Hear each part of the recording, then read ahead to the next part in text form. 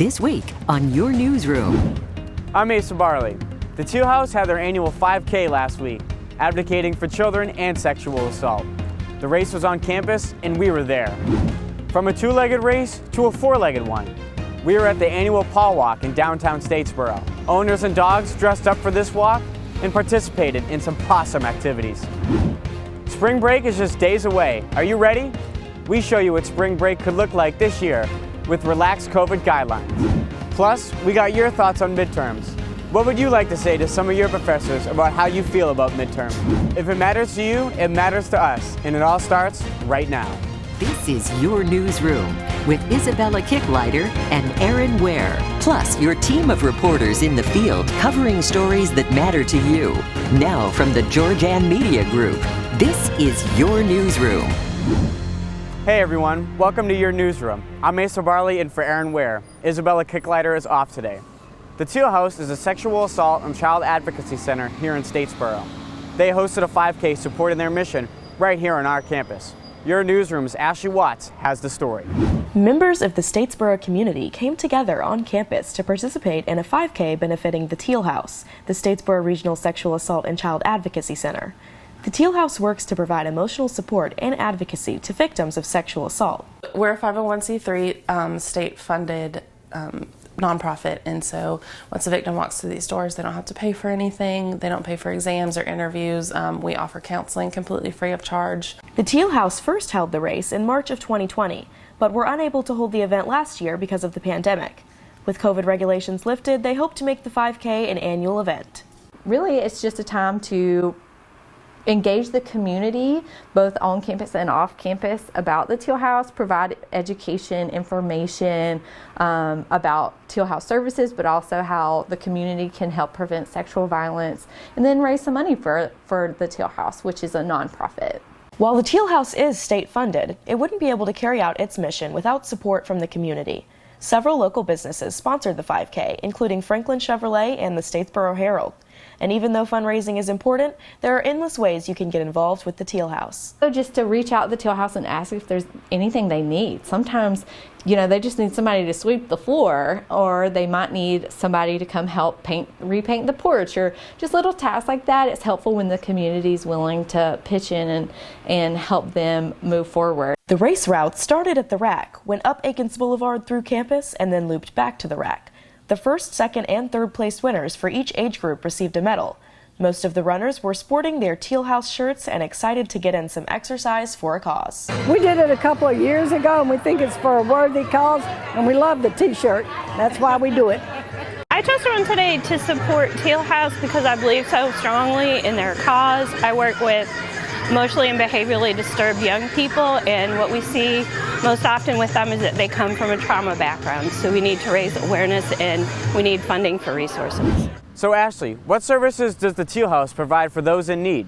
Teal House has a 24-hour crisis line open to any victim of sexual assault. Their phone advocates will be able to refer victims to support services. That's amazing, Ashley. Thank you so much for sharing more about the Teal House. It's time for the Walk of Cuteness, or in other words, the Statesboro Paw Walk. It's the 8th time the city has put on the annual event, and it certainly didn't disappoint. I was there and filed this 4-legged report. Pups and their parents celebrated the 8th annual Paw Walk last Friday in downtown Statesboro. A costume contest was held, which let pet owners dress their furry friends up and strut their stuff. This year's festivities coincided with First Friday, an event where local stores and food trucks set up pop-up shops downtown. Both events are hosted by the Downtown Statesboro Development Authority. And I plan all the downtown events, including this one. It's a First Friday event, and this is one of our projects as a development authority, building out the dog park. It's also the second straight year where both the Paw Walk and Arbor Day were being celebrated on the same day. The Development Authority collaborated with Keep Statesboro Beautiful, an environmentally friendly group focused on keeping Bullock County, beautiful. Try to find innovative ways to bring recycling to this location. And then also we do a lot of litter cleanups to help fight against the litter issue here in Statesboro. And then we also help with beautification projects such as planting trees in our dog park. For more information about future community-based events, you can visit the Development Authority's website at statesborodowntown.com. Well over 50 people and a dozen businesses gathered on East Cherry Street for the Paw Walk and Arbor Day festivities. It certainly was an event you didn't want to miss. But don't worry, as it'll be back next year. I think we can all agree that we're ready for a break. Your Newsroom's Elise Taylor asks you what you had planned for spring break and if COVID is still affecting your travel plans. Here's the story. With the weather warming up and spring break just days away, it's no surprise that students are already making plans for their free time. Based on data from the New York Times, COVID cases have been falling since January. Even though COVID-19 is still a threat, spring break plans are still on for college students. I'll be going to Panama City with a bunch of my friends in my sorority and then a bunch of girls in Zeta. I'm probably about to go chill with the boys, probably go to the beach, probably like North Carolina, like Myrtle Beach. With readily available vaccines and less mask mandates, it seems to be easier for students to get back to their regular plans of vacation. Although COVID-19 doesn't seem to be changing plans this spring break, it has changed other travel plans for some students. I did want to go study abroad and stuff, but schooling and then COVID, so that changed everything. Regardless of your spring break plans, always remember to stay safe and put your health first. Have a great spring break. Elise, what are your plans for spring break? I'm going to be spending time with my friends and family and also going shopping, all with a mask on, of course. That sounds like fun, Elise. Thanks for sharing, and I'm glad you're staying safe during the break. School can be fun, but it also can be really tough. Midterms are still on through the end of the week, and they're always tough. We went to the Russell Union for your thoughts on midterms. The class I absolutely hate waking up for would have to be microeconomics. Why is that? I got a tough teacher, we only have 4 tests all year, and that's our grade. I made a 60 on the first one, so it's looking rough. My account 1 class, I failed it last semester, and I got the same professor from last year. All right, so one class I hate is my BIM class, mainly because it's a structural class and I got to be at the library at least 8-9 hours a week, and it just takes a long time. Quizzes and tests are pretty simple math-based in terms of what we're covering. Is there any professor you want to throw some praise to this semester? My archaeology professor, Dr. McNutt. He's actually probably one of my favorite this semester. I don't have any professors that I hate, but I do say I have a class I do dislike. Shout out Dr. McNutt.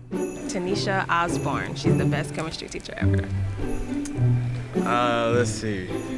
My flag football teacher, shout out to you. My Calc 2 professor, Yeah, you can say his name. I think his name is pronounced Zeman now. He's a very good teacher and he gives lots of opportunity to work out problems.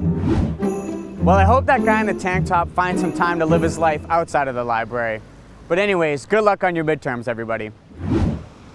Justin Helms is joining us from Hannah Fieldhouse with an update on the Eagle basketball teams. How have they been doing, Justin? Last week, Georgia Southern had a player from both the men's and women's team win 6th Man and Woman of the Year for the Sun Belt Conference.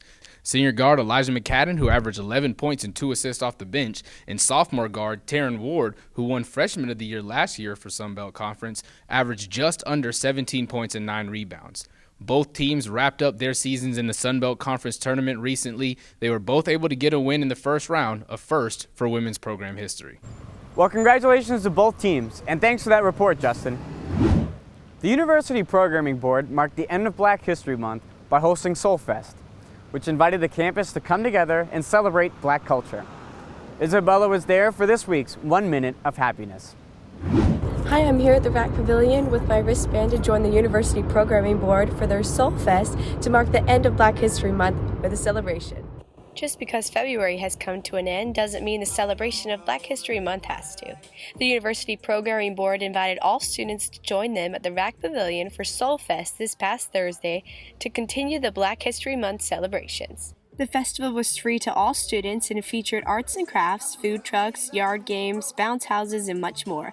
Vice President of the Special Events on the University Programming Board, Amber Lloyd, explains what it took to plan an amazing event like this one. Really strategic planning. I had to think outside the box of how many people I expect to attend this event.